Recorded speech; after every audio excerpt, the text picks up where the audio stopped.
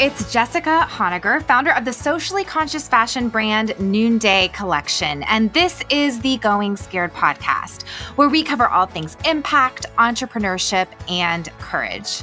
This week, we are continuing our series of shows that dig into what it looks like to start, to begin, to take the proverbial plunge.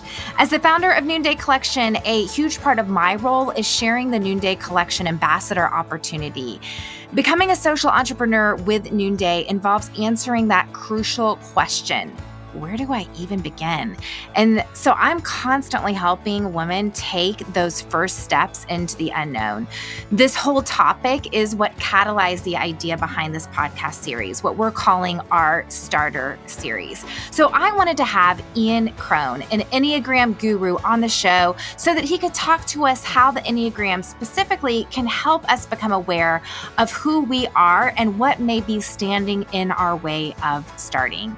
Ian is the best-selling author of multiple books, most recently and notably The Road Back to You, an Enneagram Journey to Self-Discovery. It was co-authored with Suzanne Stabile, who was also a recent guest on Going Scared. So if you need more of a primer on the Enneagram, go check out that episode with Suzanne Stabile on Going Scared. And you can check out Ian's podcast called Typology. It's a wildly popular podcast that explores the mystery of the human personality and how we can use the Enneagram typing system as a tool to become our most authentic selves. So if you really want to do some Enneagram deep dives, that is where to go. We do a deep dive on this episode, so if you're completely lost on Enneagram, you really may want to go listen in on a primer first. Ian is a 4 on the Enneagram, which is usually called the individualist, and I am a 7, usually called the enthusiast. And 7s often live in our heads while 4s live in their hearts. So we ended up doing a deep dive into how to take the journey from our head to our hearts, while also talking about what holds us back from doing the thing, getting going, getting moving. In this episode, Ian helps us to become self-aware starters. We all want to be self-aware. Awareness is really the beginning of becoming aware of what is holding you back. So I really enjoyed this conversation. Give it a listen.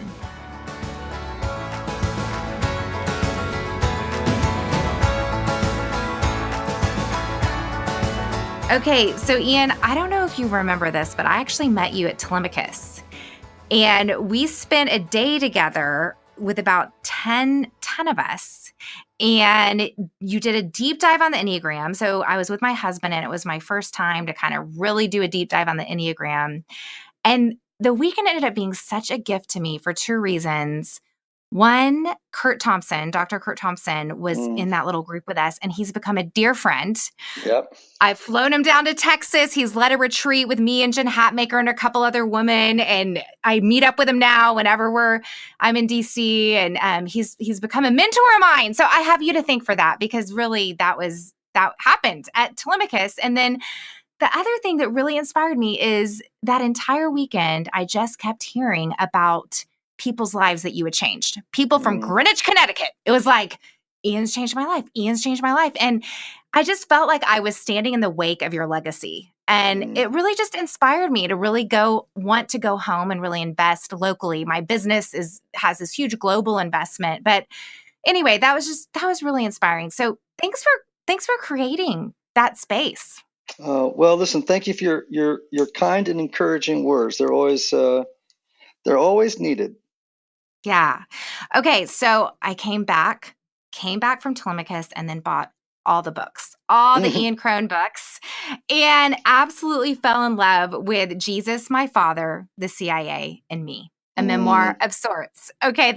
Oh my gosh, what an incredible book. I mean, you wrote it in 2011, but you're such a good storyteller. And so much of your work now, I know, has to do with the Enneagram. And you have a whole podcast, Typology, that really, does a deep dive around the Enneagram. But I really wanted to hear the story behind the story and how this, that was really your memoir that you wrote. And I wanted you kind of to give us that story behind the story of your background, and then kind of how that has led you to possibly have really honed in on the Enneagram. Yeah. Well, I mean, writing a memoir is a remarkable experience. And the story behind the story there was I wanted to simply write about the complicated relationship between fathers and sons, and between which is the Mm. focus of that memoir. It was really my relationship with my very troubled dad,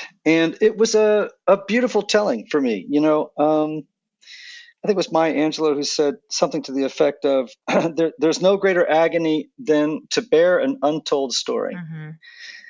And so that was the great purge of the story, and it was really great. Now, I became a therapist, a long time ago, and an Episcopal priest and a spiritual director. I was sort of trained in those three fields, and so it was a natural precursor into working with the Enneagram. And because so much of my life has been dedicated to helping people enter into deeper conversation with the mystery of who they are. And what's been one of your biggest ahas now that you have become such an expert in this area? And now, even reflecting back, because in 2011, when you wrote that, had you really discovered the Enneagram yet? Well, I certainly knew about it. I first was introduced to the Enneagram in 1992. I was in grad school, and so I definitely, and I'd been to some workshops over the years, Riso and Hudson and others, Richard Rohr, and so I was familiar with it, but I wasn't as schooled in it for sure when I wrote the memoir. And so, I would say that the sort of the big aha for me is there have been so many. It's kind of Mm. hard for me to say. I'll tell you this. It has given me a wider emotional vocabulary and awareness and empathy and compassion for Mm. difference Hmm. in human beings. And so I really do, I'm not a person who sees the whole world through the lens of the Enneagram. I don't, every person I meet, I swear to you, I Right. don't think, well, what's their type? I mean, I'm not so, focused in that direction that it's my whole life. But in general, the result has been that the circle of concern in my life, the people I allow into it, is deeper and richer and wider. So cool.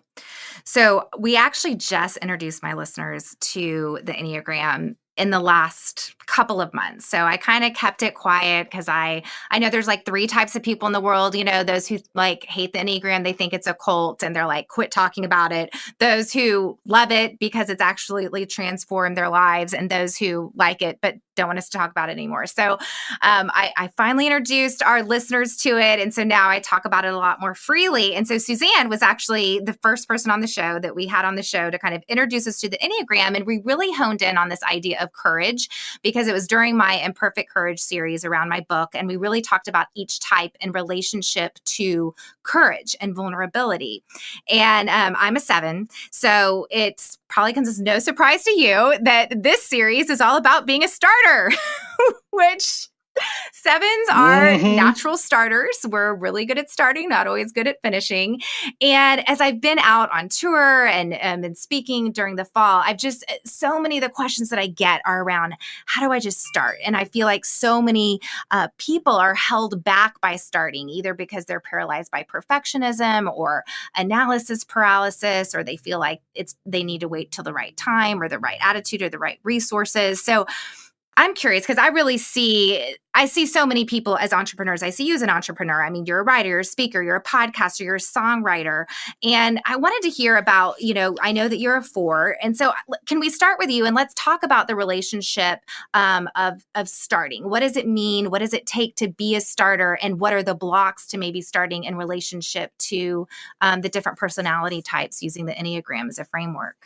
Yeah, so I do think that there are some people who, just by virtue of temperament and disposition, have a starter's mind. It just tends to come more naturally. That doesn't mean that every type can't be a starter. It just means I think there are some for whom it just comes more innately, right? So 3s, 7s, and 8s, right? The achievers, the enthusiasts, and the challengers. They are the most assertive, we would say aggressive numbers on the Enneagram. That's not in the negative sense. They're just people who just move right towards other people. So for those three numbers, I'd say, gosh, they're kind of naturals at it. Now, other numbers can certainly be, great starters. For example, I guess Mary Kay was a 2. We don't oftentimes think of 2s, but she started a very big corporation, right? Herman Miller chairs, number 4. Bill Gates, a 5. Steve Jobs, it was kind of a little bit of an argument whether he's a 7 or a 1, or he was a 7 who just lived in 1 all the time, But I can go on It and sounds on. so terrible. As a 7, Yeah, I'm like, oh, when I'm in my yeah, basement, it's no fun. yeah. But so I think everybody, brings a gift to the table. Each of these is a sort of I believe, a divine given gift. We contain all 9 types, so we're just leaning and defaulting to one all the time. But we have access to all these other gifts, maybe not in the same abundance as people who hold that type. But so anyway, like I said, I think there are certain people who are just more innately drawn to being starters. They tend to be, oftentimes, I think, people who have what's called openness to experience, which 7s do. Openness to experiences, meaning that people who see overlaying patterns really well. They see things, connections to ideas that other people don't see. So they're not very dualistic thinkers. They tend to be people who can think in both and categories, not just either or categories. I have a whole section in my book that's about choosing and an embrace Yeah, well, paradox. that's called openness to experience. And actually, if you want to know, this is now I'm just speaking out of general psychology, right?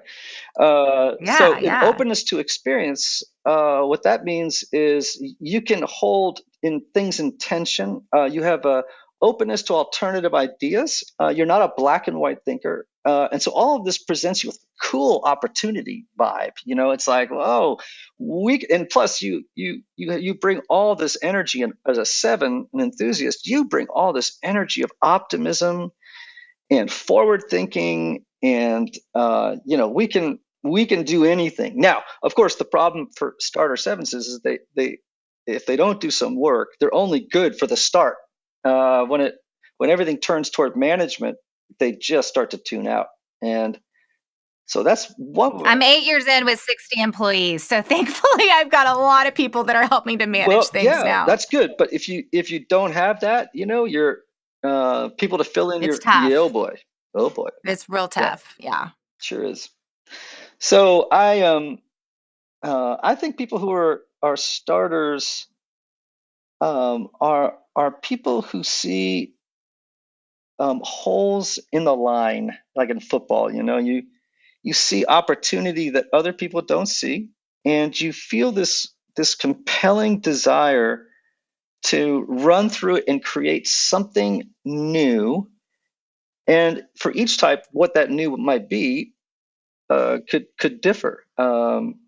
So, but there's that feeling of the creation of the new, of that might serve in some way that people hadn't yet considered. Because in a sense, we're all called to create, right? I mean, I think we could say that we have that innate, made in the image of God call to create, and in so many ways that is starting. Yeah, I mean, I think everybody's creative. I don't think everybody's an artist. Um, but I think Right. everyone has some, yeah, natural creative ability. I think that's just a God-given thing. I mean, we have a creator, so if we're designed in that image, we all have that capacity. Um, and I think sometimes people who are not artists tend to downplay their their creative abilities, and which always sort of saddens me. Mm.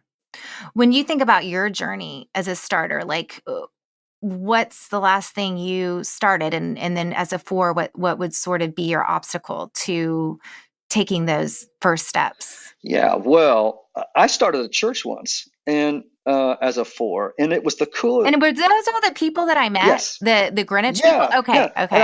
I started it from pretty much scratch, and it grew to about 800 people, which in New England, by the way, in Nashville, It's like a mega it is a church. mega church in New England. People in Nashville, say, well, I had 800 people in my church, and they yawn that their small group is 800 people. Oh You know my what I'm saying?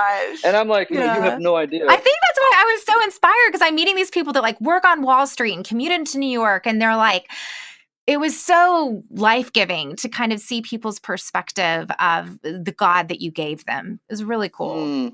Well, I think part of the reason that church worked was, so I'm a 4 with a 3 wing. So that 3 wing makes me ambitious, and I am. People tend to think of 4s as like wandering around, wearing all black, smoking cigarettes, and the black beret on, reading poetry all day, and that's a stereotype. You know what I mean? Like, that's not a type. And so I love starting things. I've started a bunch of things, and now that experience was such a learning experience, and I didn't really know. I wish I had known the Enneagram so much deeper and was applying it back then, because it would have saved me a lot of pain. Right. How would it have saved you? Well, because my self-knowledge, I would have known why at year 5 I was ready to leave. I would have known why it took me to year 10 to get out. Yeah, I would have known how to avoid. Just knowing people, you would just have so much less conflict, and self-compassion, and just the awareness, from moment to moment, to monitor and regulate the way that you think, act, and feel.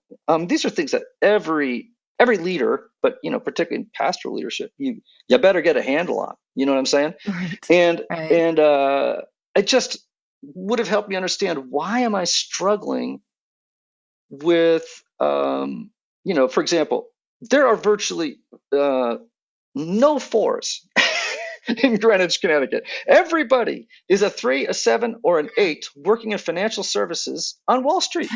Everybody's a banker. You know what I'm saying? And here I am. Yeah, there are a lot of bankers at that call. I was like, I don't know if Oh, I've been surrounded by this many bankers. oh my gosh, they're ultra successful, and they're very well educated, all of which I loved. And yet here I am. I'm a songwriter. I'm an artist. I thought in different categories. I felt and saw the world differently. And in the beginning years, that was awesome, because that's what attracted those people. In other words, they were drawn to an artist's view of the world and faith, and it was a whole new vocabulary for them. And they were just drawn to it in a way that if I had just been a person who saw the world like they did, they might have yawned. You know what I'm saying? And we were, we were artists who started it, right? So it had all of that kind of flavor. Well, around year 5, there was a transition. If I had known myself as a 4 better, I would have made less decisions out of emotions. I would have gotten so stuck in my feelings like 4s do. I would have seen how much dissonance there was between the people I served and who I was, and probably said, you know what? It's probably time for me to leave now, because I've probably exhausted my repertoire, you know what I mean, of stuff. And it really it requires a different kind of leader than a starter. And so all to say, man, if I just had that self-knowledge, it would have been so helpful. But when I moved to Nashville, so this is telling, when I moved to Nashville, it was like I found the promised land. You know what I'm saying? Like, I'm like, oh, these are my people. There are all these artists and creatives around, and they weren't in, financial services. They were just, out there hustling to do their work. And oh gosh, it was like coming home to a place I'd never lived. Yeah. So wonderful. It's interesting. One of my best friends in the world is a 4, and I've always been attracted to 4s and really feel like I kind of understand the 4, because I don't know what the relationship is between 7s and 4s, but I definitely identify with, first of all, the envy piece. Like, that's something of like always wanting what someone else has, or feeling like there's something missing. I know for 7, it comes more from this just like always like insatiable desire for more. But I did listen. I don't know if you hear the Sleeping at Last podcast. Of course, I listened to it for the first time this week because it was about a 7, and we're pretty self-absorbed. So, right, okay, yeah. I'm going to listen now that it's about me. And so I heard the song and the whole podcast. And one of the new layers, which I actually have just come off of 6 months of executive coaching with an executive coach with my business partner, and ends up our executive coach. She's not faith oriented, but she was like an Enneagram expert. I mean, she's like done the work. And so we ended up applying a lot of the Enneagram to our business and to my business partnership. So I've actually feel like I've gone, somewhat deep into the Enneagram, but my new takeaway, which I had never thought about, was it said that, the 7, there's the only number on the whole circle that doesn't have a natural connection to the heart. And it said, so 7s we're drawn to people in that heart area. And when we see someone who's really living out of their heart, it's like we're drawn to them like a campfire, like it warms us, Mm-hmm. And I just thought, man, that's so my best friend, who's this 4, who's like, she's actually becoming a therapist right now. Mm-hmm. And so I'm loving her even more because she's just using all the good language and all the good questions. And I'm actually going through, I wasn't even going to get into this at all, but my dad has cancer. He was diagnosed a few months ago, and he's a 7, and he's been flying high. He actually hasn't felt any sort of like bad effects from his immunotherapy. And then 2 weeks ago, he had a horrible side effect from the immunotherapy, ended up in the ICU of the neurology unit of the ICU with encephalitis, which is swelling of the brain. He almost died. It went undiagnosed. So I had to kind of, of course, I dropped everything, and I'm spending the night in a recliner in a hospital chair, which is like my worst nightmare, right? To be holed up in a hospital around suffering, with my dad. And I went into problem solving mode, and it actually went undiagnosed. And so I'm like on the phone with all these oncologist friends that I'm connecting with. And, I'm left now. He's better. Thank God he's home.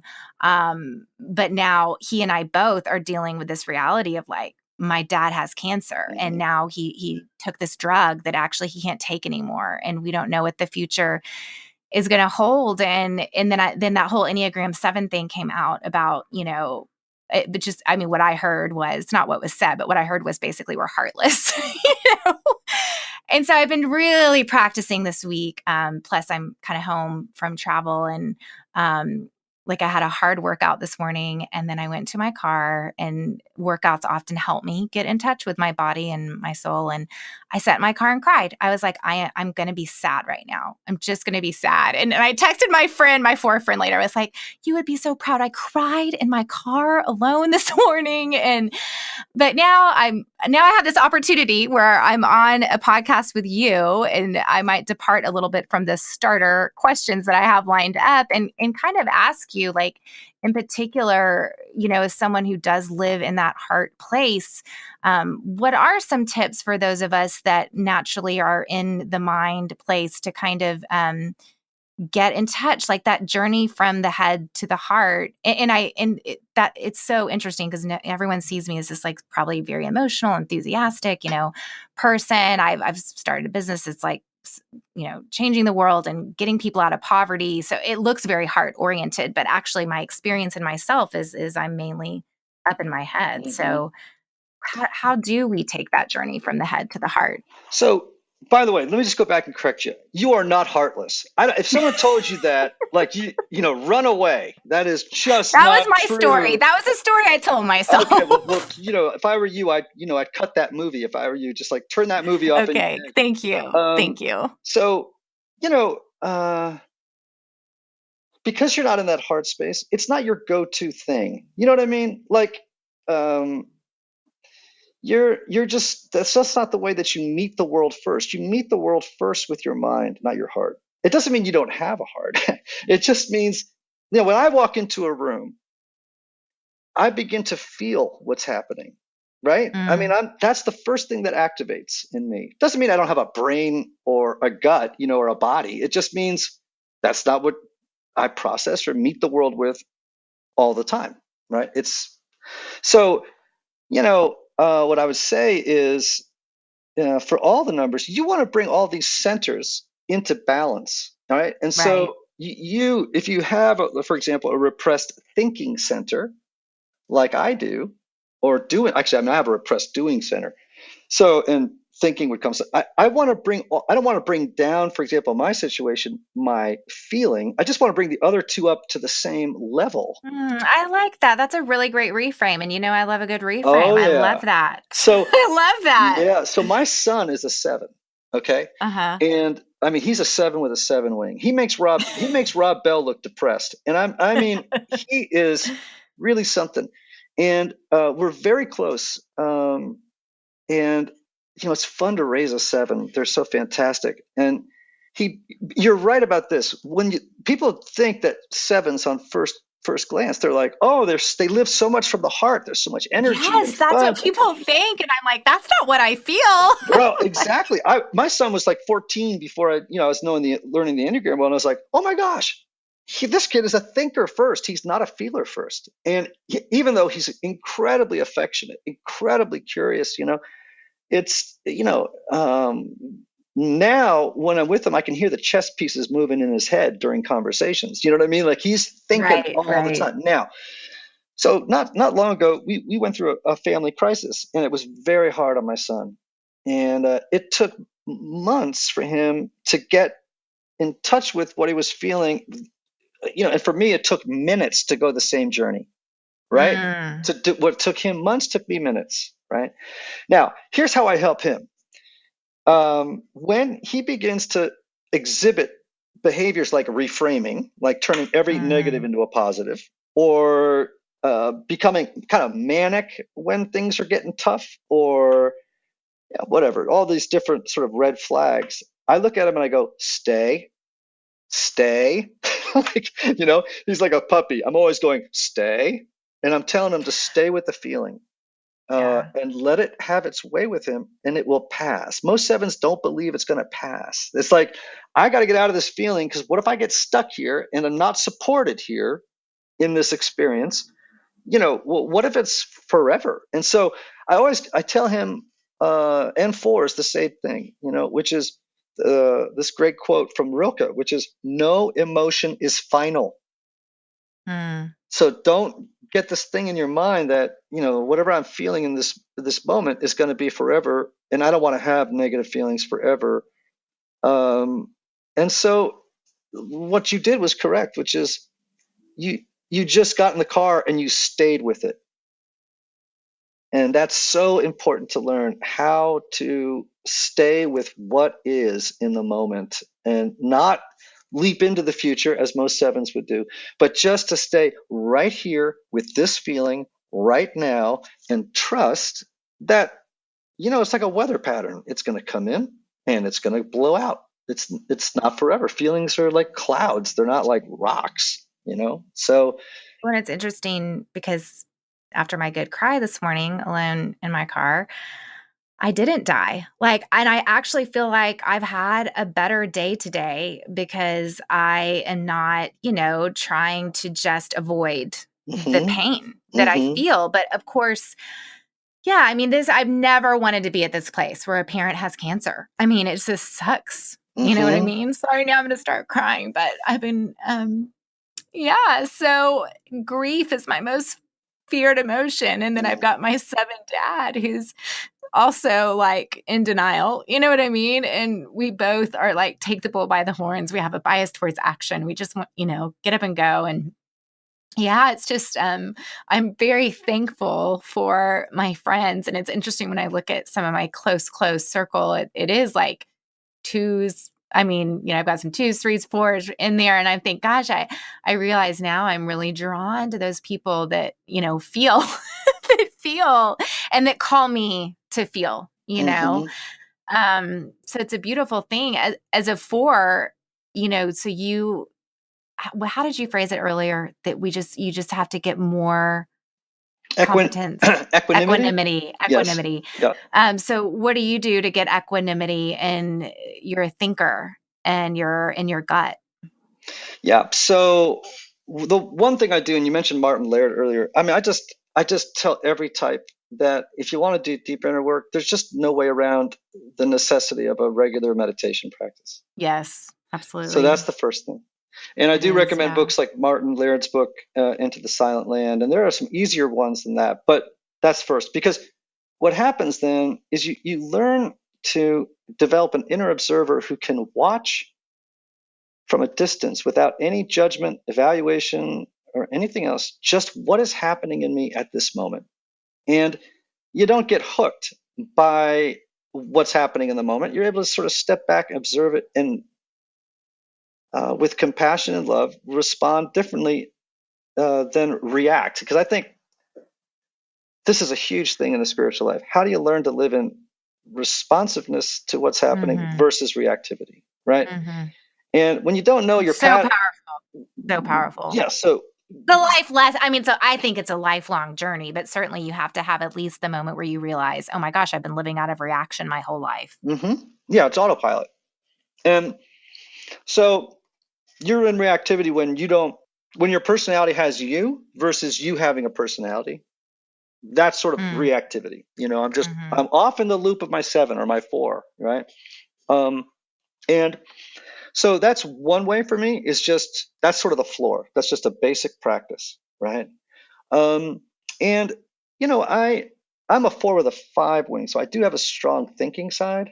So that's not so much of a problem, but I've learned over the years that to get stuff done and not be caught up in all these great ideas, but lost in feelings that are sidetracking me, I've really got to go, which I do when I'm feeling secure, to the high side of 1 and just sit down and get it done, dude. Like, if you're going to write a book, write the book. Stop talking about it. If you're going to write a song, stop talking about it. Write the dang song, deliver it. So again, it's just this ability to observe and act with awareness in the world, and to do it with what I call unconditional self-friendship.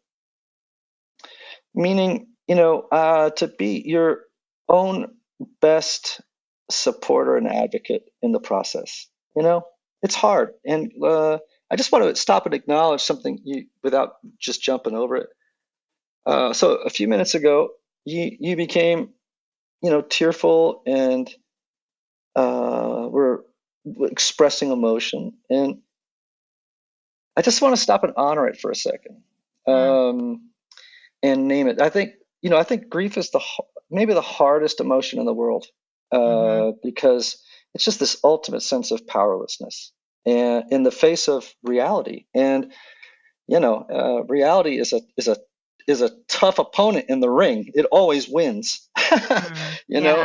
And what I was going to say to you was that I don't know you well, but I can always tell when that sort of thing comes up for a 7. People lean in, and the reason is it shows a level of depth and courage that I just want to name before we just go zooming by it, and I just want to encourage you in it that grief is it feels like fear a lot of the time, but if you let it have its way with you, there's nothing quite like it for creating a deep soul. There's no other emotion that creates more depth than grief. And it's the first feeling people had, probably grief and shame, walking out of the garden, Adam and Eve. So it's a very primal, powerful thing. But if you just sit with it, it'll pass when it's ready. And that's just you just got to trust that. It's a hard thing to trust. I mean, what Kurt would say is, when talked to him about my deep fear of grief, because I think I don't know if you wrote this or if you said this, that I think a 7's most feared emotion is grief. Did you write that, or is that? It sounds like something I'd have said, for sure. Okay. And I just remember Kurt saying, you know what, he felt like, I think it's that we all just fear that we're going to grieve alone. And so there's something too about knowing, and that's where like vulnerability, empathy, or me even saying like, one of my best friends is a 4, because I think there is something about knowing that whatever does happen with my dad, like, I'm not going to be alone.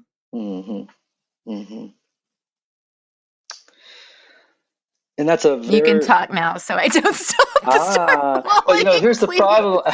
As a therapist, I'm always willing to sit and quiet. As I a know, but we're on four, a I podcast. know, but as a four too, it's my natural inclination is just to sit with it. But okay, so here's just a universal idea, which is that really grief is the price we pay for love. Ugh, I hate that. Yeah, it's true though. That's just it's just how it is, and that's how reality plays. And a lot of times I think sevens are running from, well, every number runs from the reality in its own way. But all right, so this is going to sound like a bummer, but it's not, and I'd have to explain. This is going to be this is it. But life is suffering. It really is. And I think we spend so much time entertaining ourselves or distracting ourselves because we just don't want to face the fact that that's how it plays here. When I Well, mean what's interesting is suffering, I mean, I work with like suffering people, like the most vulnerable communities in the world. And yet I've made it my whole mission in life though to alleviate their suffering because I right, think it really hurts me. I'm like, you're in pain. I have to get you out of that as quickly as possible, you know? right. So, and a lot of times sevens will do that. Sometimes it's obviously altruistic, but sevens have to watch this part of it, which is sometimes they want to alleviate pain because the suffering of the other is causing suffering in them. Yeah, totally. I So could it's, see that. yeah, so it's like, okay, your pain is making me like really uncomfortable. So in order to get rid of my discomfort, I got to problem solve, which is where a seven would go first. What I'm saying? In the face of pain, Yeah. they're going to problem solve, Yeah.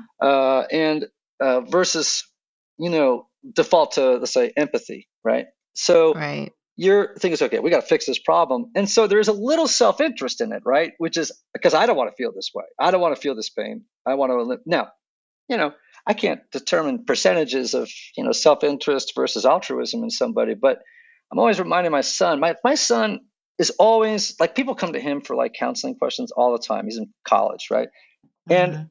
I'm always like, well, Aiden, I think sometimes you just love to solve other people's problems because their problems are like, you know, kind of like dimming your shine.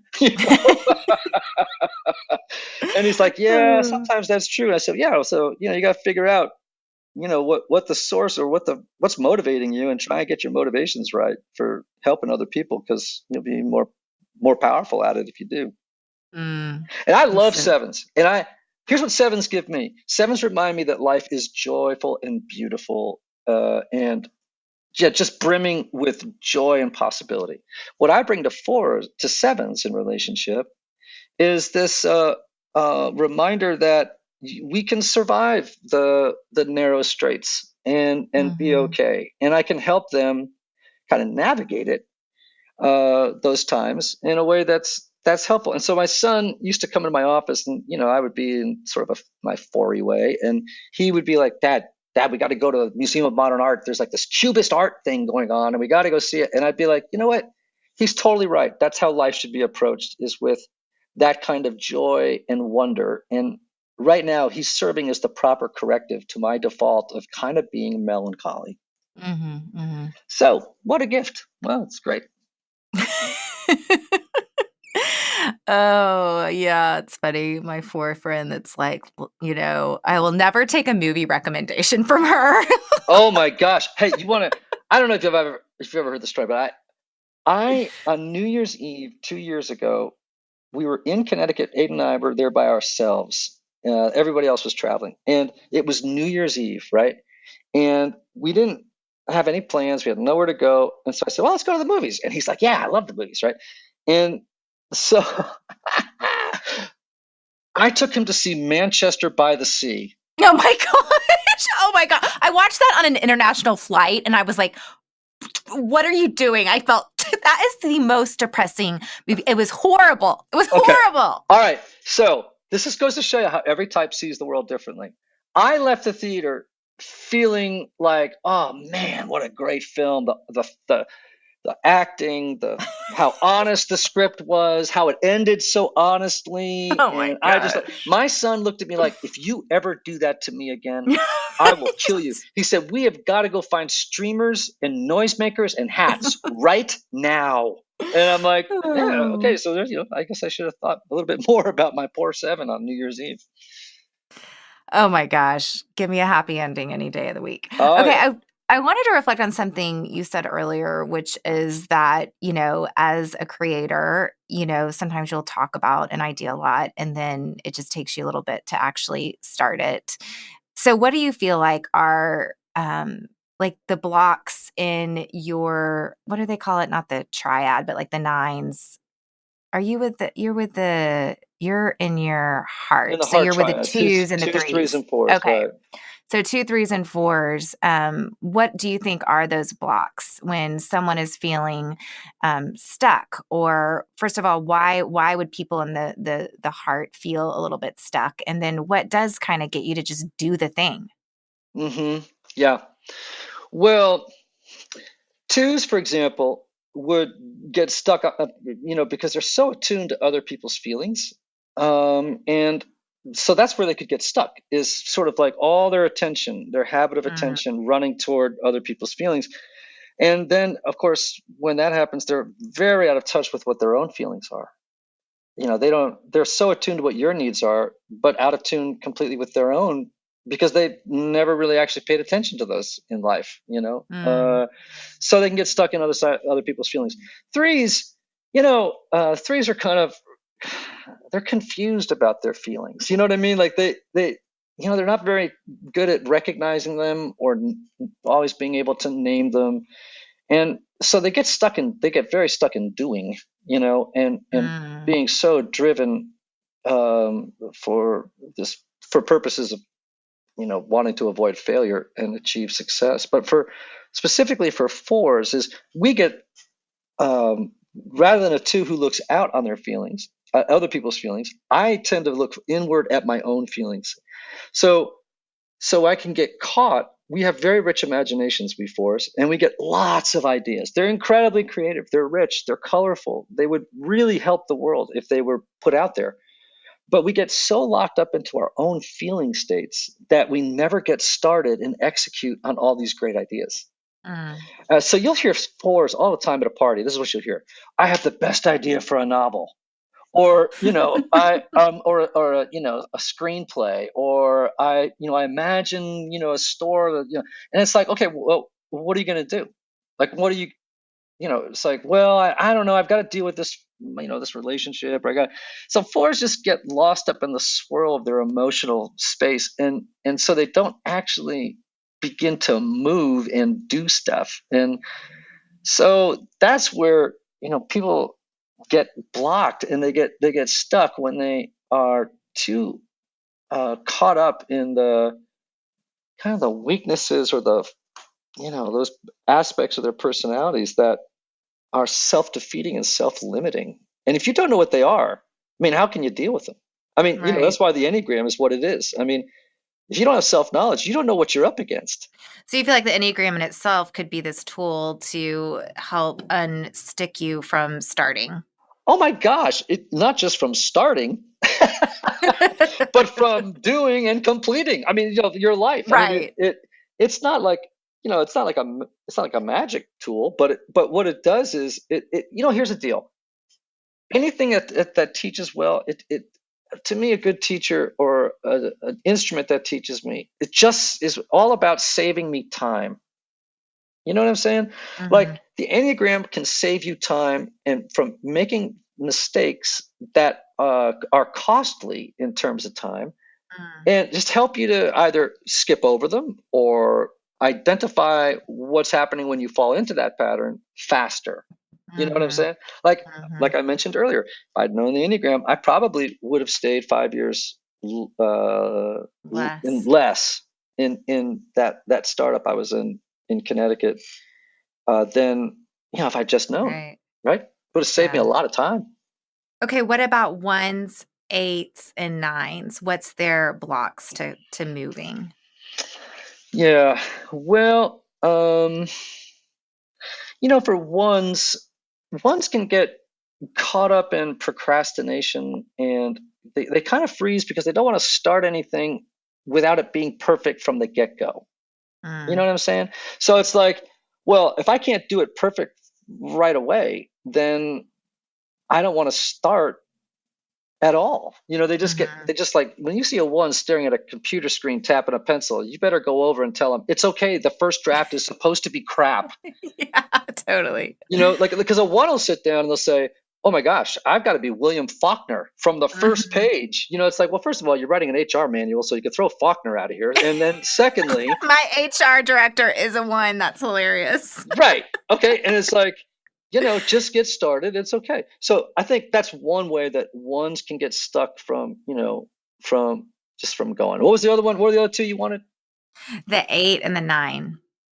Okay. Eights basically don't have trouble starting.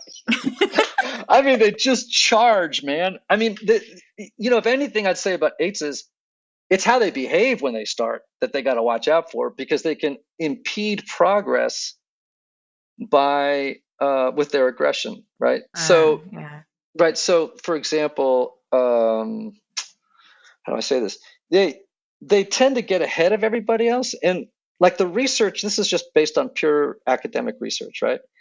So, in business, everyone thinks I'll get a really aggressive, kick-ass guy or woman in there, and they'll take the bull by the horns and drive people to the success. It's like, okay, well, if you have an unself-aware eight who's just in there like throwing elbows around, yeah, you'll get results in the short term. In the short term, you will get results. In the long term, you will see a negative outcome. Like anything you gained from that person being in your organization, you will lose. Well, and then often some. you've created a culture of shame, Or fear. Fear, yeah. I mean, that's what happens with eights. They create cultures of fear. And, people are like, oh my gosh, this person's like explosive. And I'm talking about a very unhealthy eight here. I'm not talking about one that's self-aware. Oh no, my business partner is an 8, so. Right. So they can be awesome, but they can sort of self-sabotage, pretty quickly. And the other one was 9. Is that what you were saying? Yeah, 9. Okay. Well, they're in the stopped state. Yeah. Honestly, I have to stop and think about how many 9 starters I know. I don't know many. I'd have to stop and think about it. But I with do have a 9, 9. We have a social media freelancer, so he is running his own freelance company now. We've tried to get him to come on full time, but he really wanted the freedom to. Anyway, it was funny. I was like, he likes the comfort of right. like the gig that he has, and so he's not willing to like do the full time thing. But yeah, I mean, 9s when they're healthy, I think are like sort of like the most spiritually advantaged number on the Enneagram. But when they're not, inertia can set in. They're easily distracted by inessential tasks. They get off, doing what they're doing. Really, but if a lot of presidents have been 9s, like at some point, like that's what's interesting when I think about 9 presidents, because I'm like, well, at some point, someone saw them as this leader, but they probably weren't the one to necessarily say, I'm going to go do this. I mean, I don't know. That's what's interesting to me. Right. So I think part of the reason we have 9 presidents is, and why they're so successful. So Reagan would have been a 9. People say Bill Clinton was a 3, but I got a strong hunch he was a 9. Yeah. Nobody can mediate peace deals in Northern Ireland and Bosnia.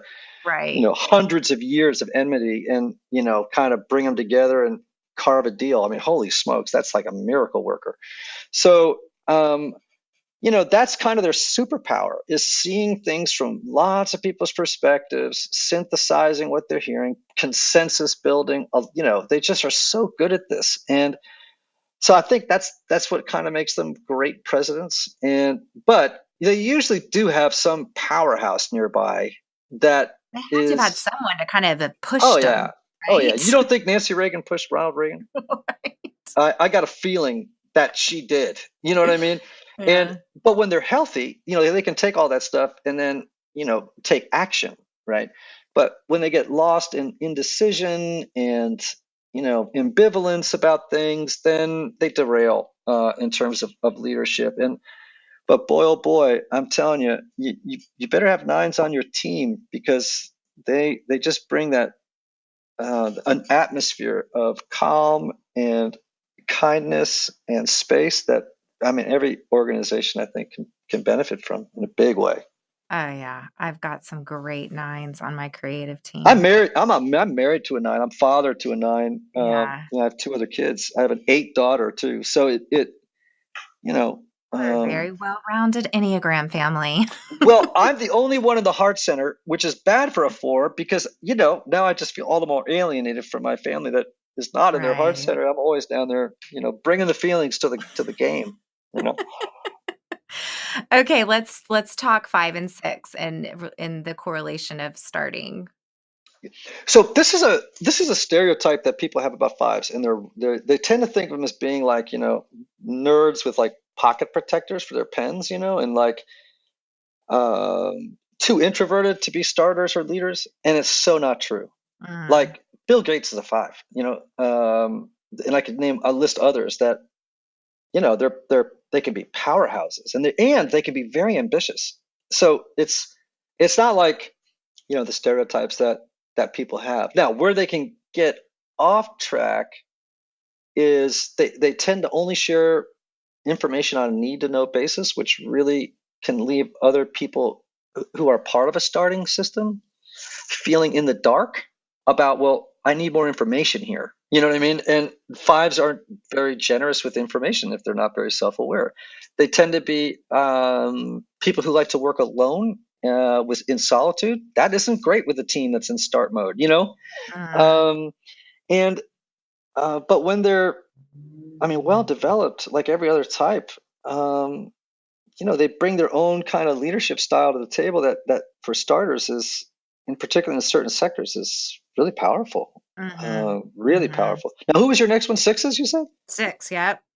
Yeah. So, one of the things that would get in the way for a 6 is they if a 7 deals with fear with optimism, sixes do with pessimism. You know what I'm Mm, saying? Like if they're always looking for what's wrong or what could go wrong in the plan, right? It's hard for them to get going. They doubt themselves a lot. They self-question a lot. They are, because they deal with, as when you're a starter, it's like, well, man, you got a lot to do out there, and you got to make and you got to you often have to make fast decisions, right, right. that you don't have the luxury of time, right? And so, you for a 6 where anxiety and fear may be, heightened, a lot of times that leads to the paralysis that we were talking about earlier. And, but again, when they're healthy, for example, I think 6s sort of hold communities together. So if you got Mhm. 60 people working for you, you better have some 6s around because they are loyal, they are funny, they are dependable, they're earthy, they're practical. I love 6s. Mhm. There's nothing I love more than hanging around with a funny 6, man. They just have a sense of Oh irony my that, gosh, my our content strategist who helped me write my book, she is a 6 and she's like one of the most witty people I know. oh my gosh. Yeah, think about Woody Allen or George Costanza, or they just have a way of talking about life in these, they take their anxiety and they just puff it up about 2% greater than most people's around some idea and start talking about it and riffing on it, and it just gets so funny. Uh-huh. Oh, I Which is love them. it's so ironic, that you wouldn't think 6 comedian, but and yet, yeah, there's like a witty nature. Yeah, come on, think about when people are sitting around going, thinking, oh my God, what could go wrong? What could go Right. wrong? And they're like, this could go wrong, and that's that kind of 6. I sort of the quintessential, like we call them in New York, we would call them borscht belt comedians, right? They're Uh-huh. these wonderful Jewish comedians who would take these themes around, my mother's coming. It's like everything is alarm. Everything is going to go, crazy. And it's like, it's hysterically funny. Woody Allen films are kind of built around that. It's Yeah. fantastic. One of my friends, her husband is the head at the State Department over all counterterrorism, and guess what number he is? Totally a 6. Yeah, I'm telling you, yes. hey, check this out. Check this out. Because when I go out to speak, like for a workshop or something, I use panels, right? So I'll talk maybe 20 minutes about the type, but I don't lecture like for a whole day. I just bring up people who are of that type and interview them Uh, because people learn so much more from that than they do from me. And I had this guy up recently, and I said, "So what do you do for a living?" He said, I'm a fire chief, and I spend most of my days teaching kids about fire and checking fire extinguishers in elementary schools, you know. And I'm like, well, everybody got a place, you know, everybody got a thing. You got that thing. That's good. Glad you're around. We need you. Seriously. I mean, that is what's so beautiful. And I think what's been so life-giving for my business partner and I is we've embraced the Enneagram together now. And even within our company, it creates such a spirit of empathy, Right. and Yeah. gives you a language. I mean, you can give each other hard times. My husband's a 1, and so we'll give each other hard times, where I'm like, oh, you're being such a 1. And he's like, oh, you're just being a 7, there's a beauty in being able to name, certain things that maybe you couldn't name before. Oh yeah, you can call it saving your marriage sometimes. You know what I'm saying? I can Like, name it that. yeah, you can name it that for sure. Like I had somebody a 1 recently say to me, well, because you know how 1s have this sort of really a primal need to be right, right? Uh-huh. Like they got to be right. And she said to me, Ian, you can be right or you can be married. That's I good. thought, man, that is wisdom right there, man. She is speaking truth. It's like, yeah, you can be right or you can be married. That's And, right. one's got to make That's that right. choice sometimes. So we like to wrap up the podcast by asking our guests, how are you going scared right now? You got to elaborate on that. Like, what do you Okay. mean? How am I going scared? Okay, so I define courage as being afraid and going anyway. And I realize that, every type interacts with fear differently. So really it's just another way to ask, like, what's maybe something, a risk you're taking, or where are you feeling vulnerable right now, or Mm, where are you feeling something that, could keep you seated, could keep you paralyzed, but instead you're moving towards. hmm You know, I would say that, kind of a issue in my life that has been this way. And boy, read the memoir. It's not hard to figure out why. That I've always wrestled with is shame. Mm. And Kurt and I've had this conversation before, and he's the same. I mean, this has been Mhm. his lifelong struggle, and you know, that can be so demoralizing, and it can I love that. It can so dim your shine. You you get lost in all these feelings of Mm, I'm not worthy of moving forward, mm, of taking hold of this one wild and precious life of mine. Or I'm just, I'll never be enough. mhm, I'm just not enough. And all those storylines, and I've just had to learn how to drop that storyline when it mm, pops up, and even be able to just identify it when it's starting to run as sort of the default story in my head. It's mm, not a good one, and so yeah, I mean, I think, and shame is a kind of fear, right? mhm. So it does tie to your question in a way that's really important because Yeah. shame is the fear of exposure, Mm, that you will be exposed as unworthy of relationship, unworthy of mhm. love, unworthy of Connection, really. connection. And so, and nobody wants to be seen because I mean that's just even It keeps you in biologically. hiding, yeah, to, like, physically. Totally, Yeah. totally. So, and I don't think that's uncommon for 4s, obviously, in that shame heart triad.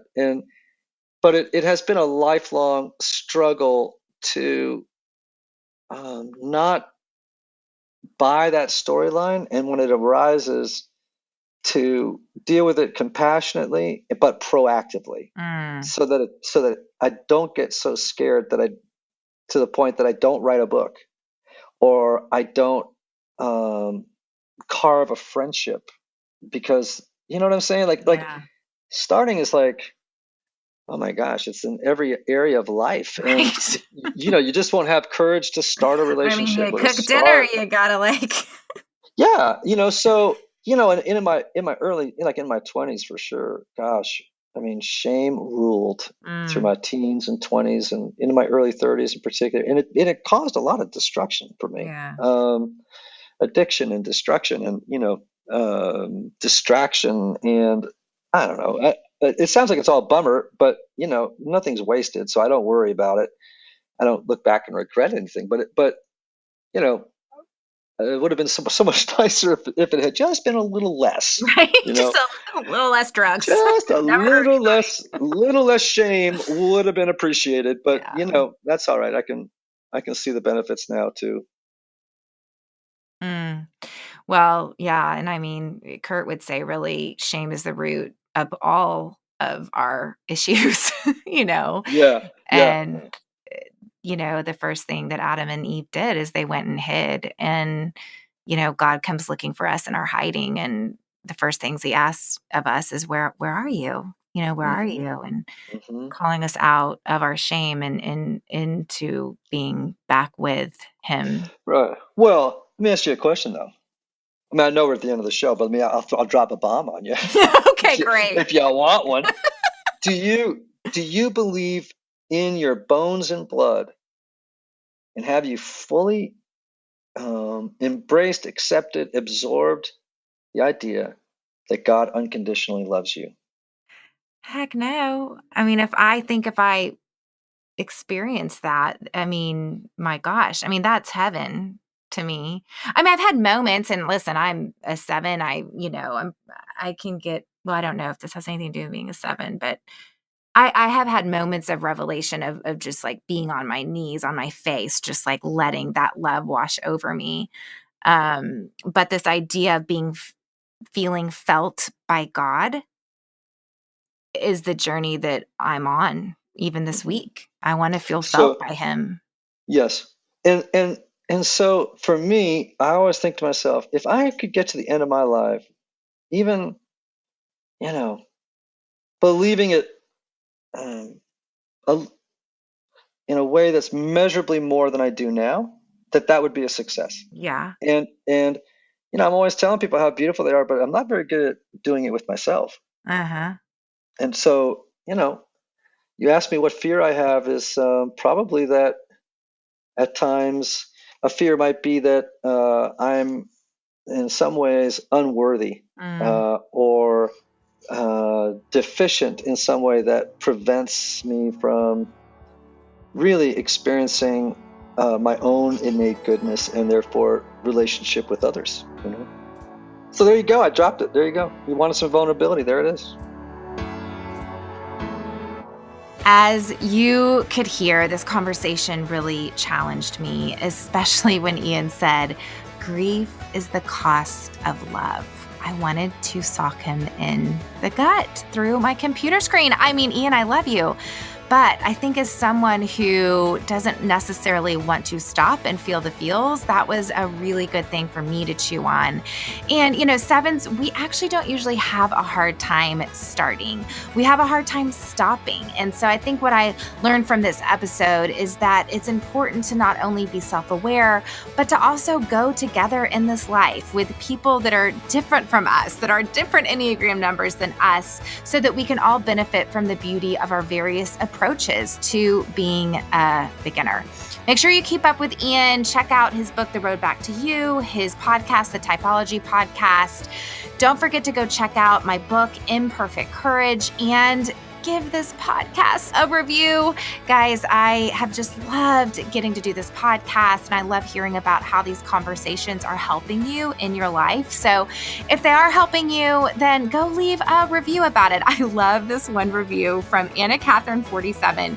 She said, going scared on my way to 3rd grade every day. She said she listens to the podcast on my commute, and Jessica, you provide my daily pep talk. I'm following my calling to be a teacher, and I'm terrified and feel like I don't know what I'm doing, but this podcast is empowering. So thank you so much for all your reviews. I read all of them, and honestly, it helps us provide direction in how we approach these series. Our wonderful music for today's show is by my good friend Ellie Holcomb. Going Scared is produced by Eddie Kolpoltz, and I'm Jessica Honegger. Until next time, let's take each other by the hand and keep going scared.